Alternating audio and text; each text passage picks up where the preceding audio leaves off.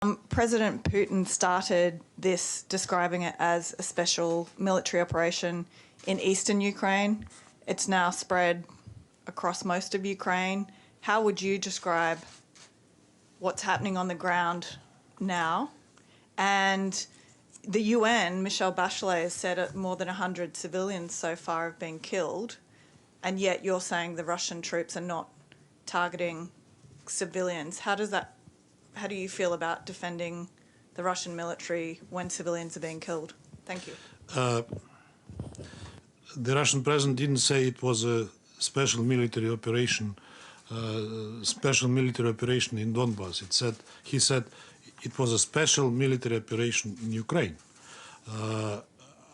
Look, we have to understand what is happening. We have to go back into history, and it doesn't start and didn't start even in 2013, 2014. The Ukrainian conflict and the situation has a long history which dates back those years. But when there was a anti-constitutional coup in Kiev in 2014, and the Ukrainian authorities started to persecute those who were not. Would you allow me just a second, because I need to answer this call, please?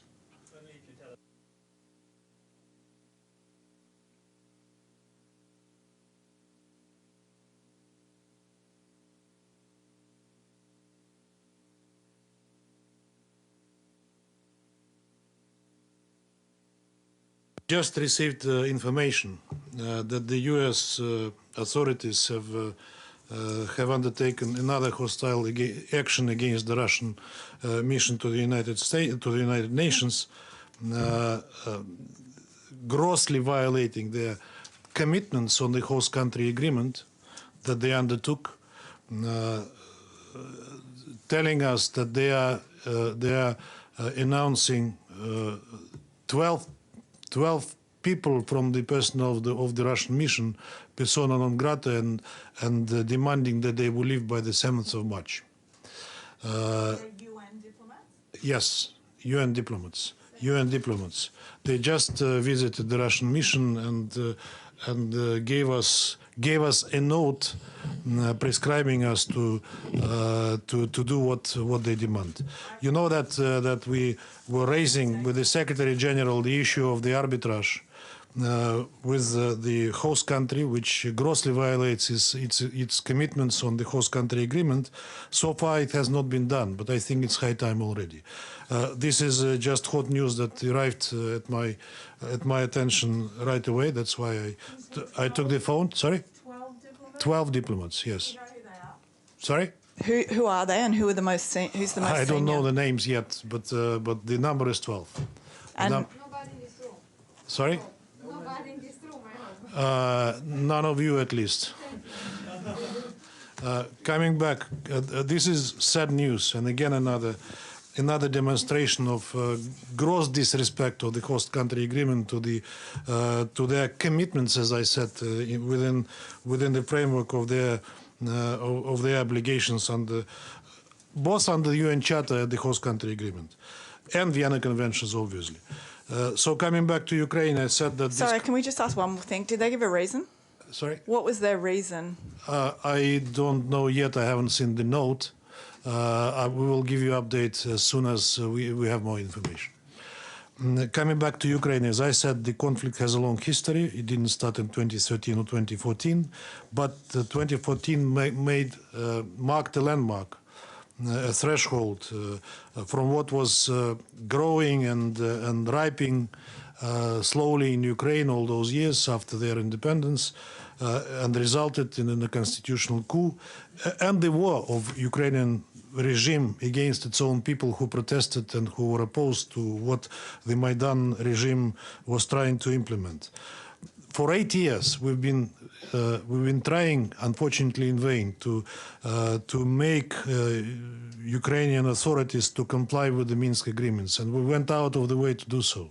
But from day one, after 2015 in particular, the Ukrainian authorities opted to sabotage first, and then simply to deny and to cancel, to abandon and to cancel their commitments under the Minsk agreements. Before that, they were trying to navigate, so to say, within Minsk agreements, trying to make them the way which suited them, but then it became obvious nothing works. And then in February, in January and February 2022, when the West started to beef up Ukrainian state with lethal weapons, when Ukrainian authorities amassed 120,000 servicemen at the border of the contact line with Donbass, and when they upscaled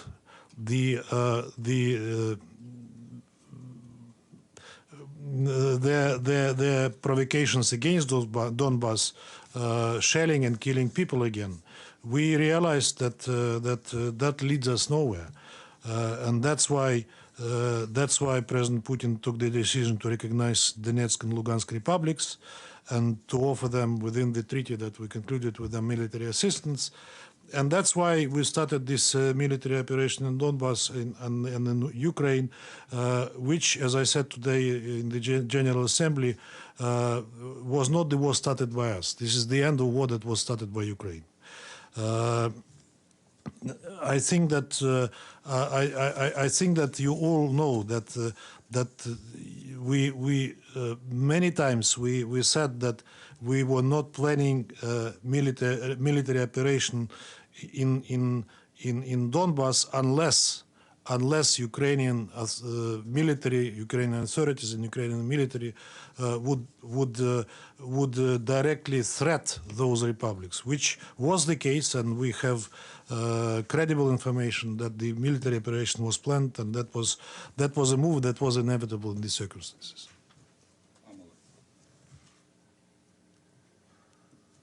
Thank you, Ambassador, for the briefing. It's Pamela Falk from CBS News. There have been some reports out of the border meeting in Belarus between Russia and Ukraine. What is it, in your view, that would bring peace to Ukraine and withdrawal of Russian forces? What is that? And then a little follow-up to Valeria's question. Country after country are coming to the General Assembly podium and supporting Ukraine, feeling that Russia is the aggressor. What is your view of that, if not isolation? Thank you so much. Okay. What will bring peace to Ukraine? We clearly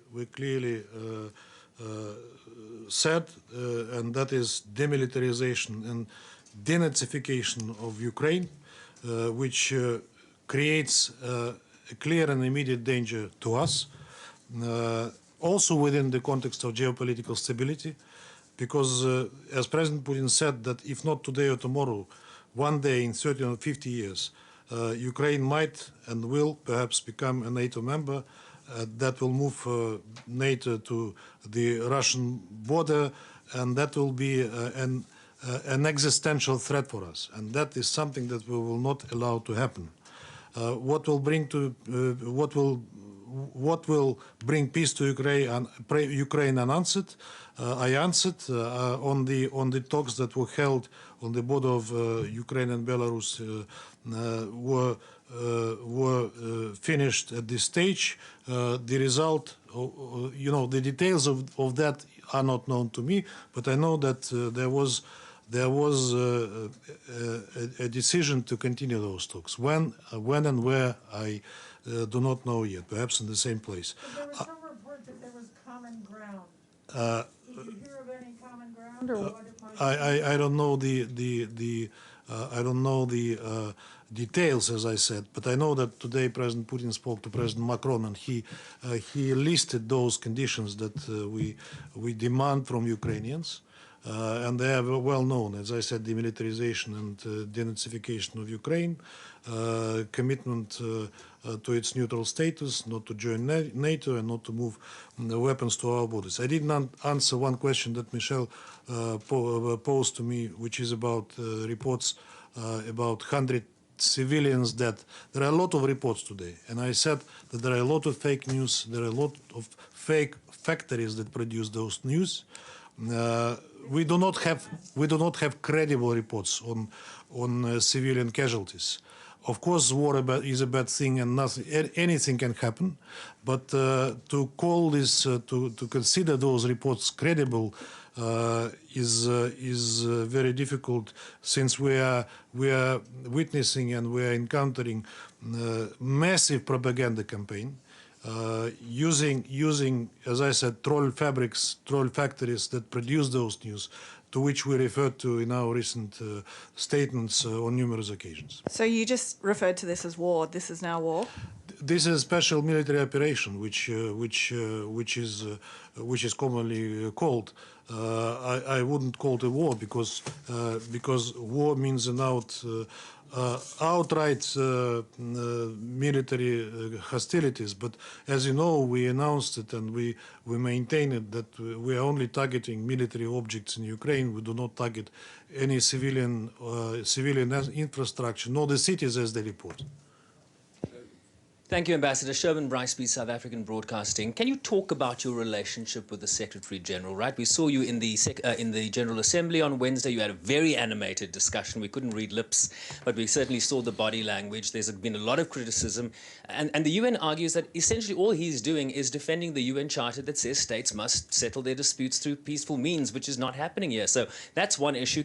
What should the SG do in this instance? And in addition to that, this notion of the denazification of Ukraine. Ukraine has a Jewish president.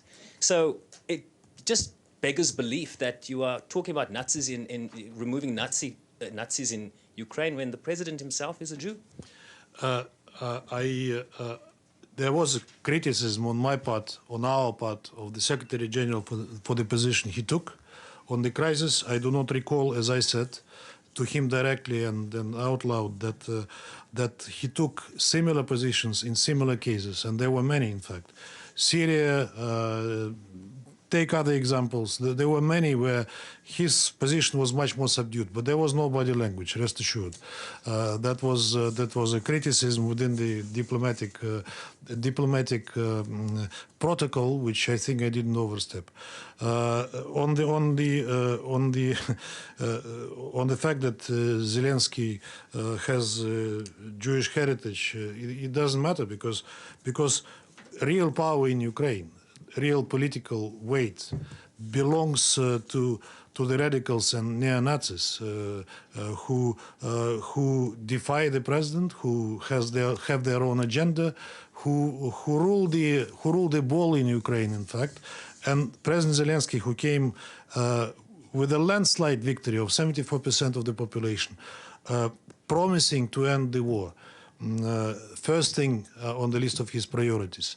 But then he was slowly backing off this, and he finished practically playing into the hands of those radical and neo-Nazi organizations, which claim that they represent the patriotic part of the Ukrainian society. He demonstrated that he's weak, that he has no political will and power in the circumstances he found himself in, to resist those radicals who are the main political driving force in today's Ukraine.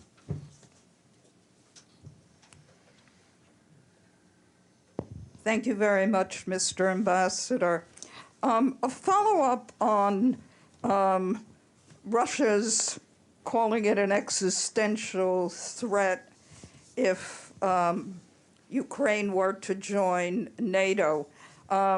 Russia is already neighboring NATO countries, so why would Ukraine becoming another NATO country make it more of an existential threat than it already is in your eyes? And secondly, there has been a lot of talk by European leaders about how Russia's invasion, aggression on Ukraine is going to change the European security architecture, not just today, but for decades to come. I wonder if you could comment on your reaction to that. Thank you. Yes, we are neighboring NATO countries, and that was the result of cheating by our Western partners, who at a time when the Berlin Wall collapsed, and at the time of the reunification of Germany, were telling us that they would not move beyond borders of the former GDR. And our naive leadership at that time, Gorbachev and Shevardnadze, opted to believe them about it. Now our Western partners are vehemently denying that there was any of such, I wouldn't call it even commitments or pledges, even promises. But documents revealed tell us that that was the case. And again, the naive Soviet leadership believed in it. Now we are ripening the fruit of this naivete. And having indeed NATO countries at our borders, and we know that you know that there are that the NATO infrastructure is moving towards Russian borders as we speak. That they are conducting exercises right on the border of the Russian Federation. We've been offering NATO to come to an agreement to move our troops, even for the exercises, at a certain distance, not to provoke each other. And that appeal has been addressed to NATO a long time ago, to which it never reacted. I remember the last conversation between Lavrov and Stoltenberg here in New York at the high-level segment of the General Assembly in 2021, when at repeated reminders by Lavrov to Stoltenberg about that issue, he was evading the question. He was simply evading the question, as NATO did, and all the countries did. The presence of NATO infrastructure around our borders and in the close proximity to it, of course, it is a threat to us, which is geopolitical. That's why we offered to the USA and NATO to engage in serious dialogue on security guarantees. That offer was made as early as recently as I think October, November this year. We sent our proposals in that regard, which included non-expansion of NATO, non-placement of weapons close to our borders, and moving NATO back to where it was in 1997. Which would be, in our view, a fair solution and would bring us to the state of the security architecture, which would be beneficial for all the participants. But we received a reply which basically denied all our ideas in that regard. We were told that any country has a right to choose their allies freely. Of course, meaning Ukraine first of all. But as we said, they are forgetting about another thing which to which they committed in the OSCE summits on the indivisibility of security, which says that security of one country cannot be reached at the expense of the security of the other, and that was a commitment, not just a paragraph in a joint statement. Russian invasion to change European security architecture. I think NATO has changed European security architecture already back after 1997 when it started to expand to the east, contrary to their promises, unfortunately not commitments.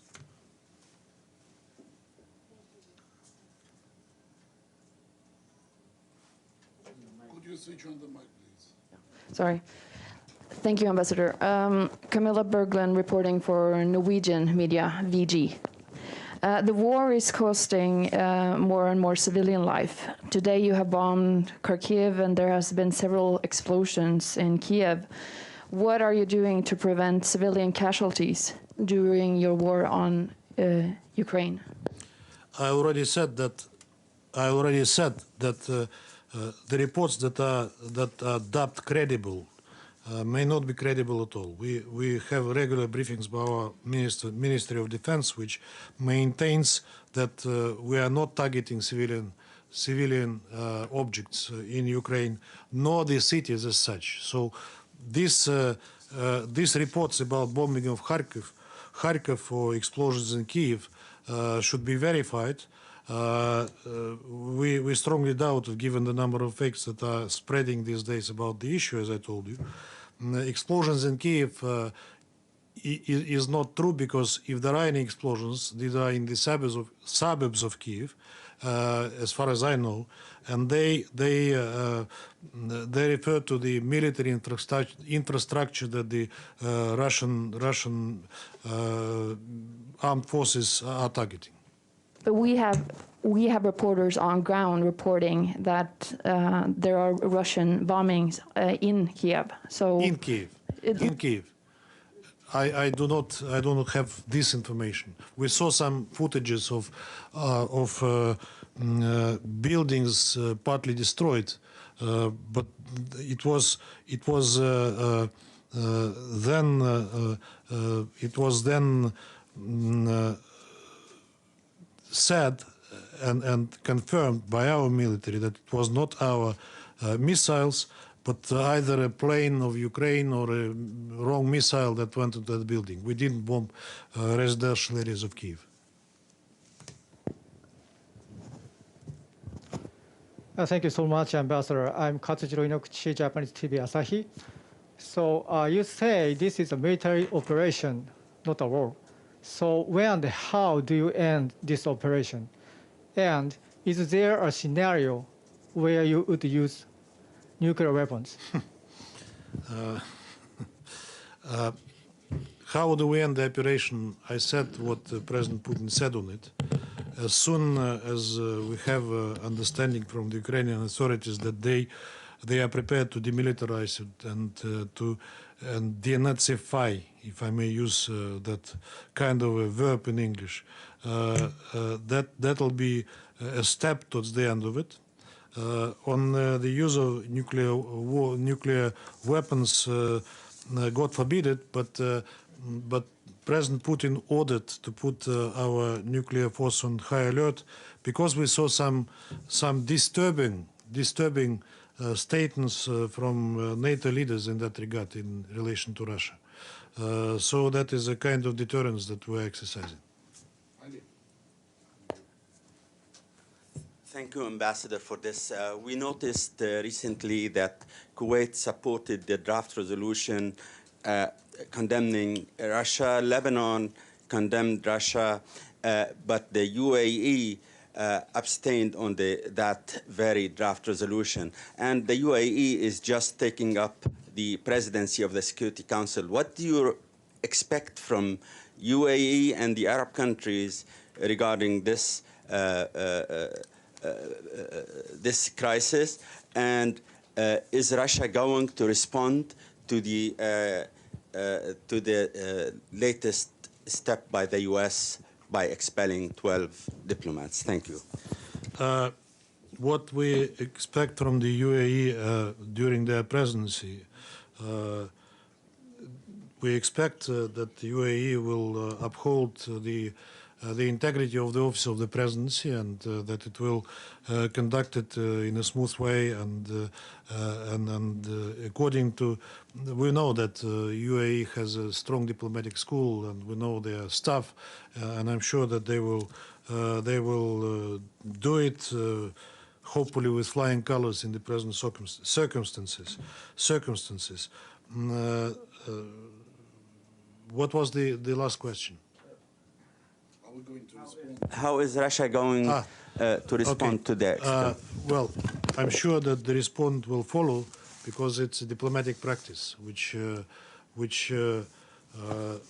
provides for a tit for tat. It's not our choice. We didn't initiate it, and I think that the answer will be given, but it's not for me to decide. I have to apologize to you. We are finishing our press conference. Sorry that it was short today, but I think you will bear with me because of the circumstances. Ambassador, are these diplomats who are being expelled diplomats whose visas are coming to an end? Sorry? Are these diplomats whose US visas are coming to an end? I didn't understand. As in, are their visas running out and they have to leave anyway, or? So look, we have many diplomats in the mission who do not have visa extensions. They can stay in the U.S. and continue their job. What they cannot do is to leave they can leave the country, but that's 100% guarantee that they will not come back because they will not get their visa extensions. Who of those 12 have valid U.S. visas today and who are not, I have no idea yet because I didn't see the names. Okay, we appreciate any further information you can share. Yeah.